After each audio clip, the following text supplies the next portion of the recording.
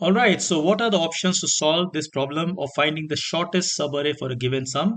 Well, the naive approach would be to look at all the different subarrays or all the different sizes. So, for example, there are n subarrays of size 1, which means that I need to do n comparisons.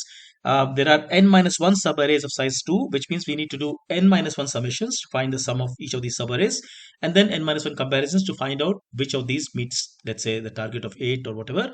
There are n minus 2 subarrays of size 3 and so on and so forth. Finally, there is one subarray of the size n, which is the entire list. So, which means I must do n minus 1 summations and one comparison. Now, we won't even write code for this because clearly this is a computationally expensive endeavor. Basically, what we are saying is that look, let's find 1, 3, 2, and so forth. That's list 1, I mean size 1, then 1, 3, 3, 2, 2, 1, 1, 4, then 1, 3, 2, 3, 2, 1, 2, 1, 4, then 1, 3, 2, 1, 3, 2, 1, 4, 2, 1, 4, 1, and so on and so forth.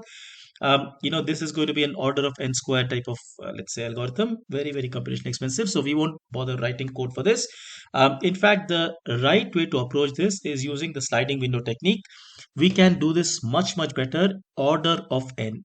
However, in this case, we'll not be using a fixed size sliding window. The reason for that is very clear because remember, different subarrays of different lengths, in fact, add up to the target. So, the window that we are looking at must be such that its size increases or decreases to adapt to the let's say the requirement here, right? So we have basically a situation where this is a variable sliced variable, let's say, size sliding window. We will come up with very clear rules on how the pointers move, and we'll see that as the algorithm runs, the gap between these two pointers will expand and contract, which is exactly why it's called a variable size sliding window. So having sort of set up the motivation for this, we'll come back and look at the intuition first and then convert that intuition into code for the variable size a sliding window solution. Do look at our website www.ybyte.in for more such content and enjoy programming. Take care. Thank you so much. Bye bye.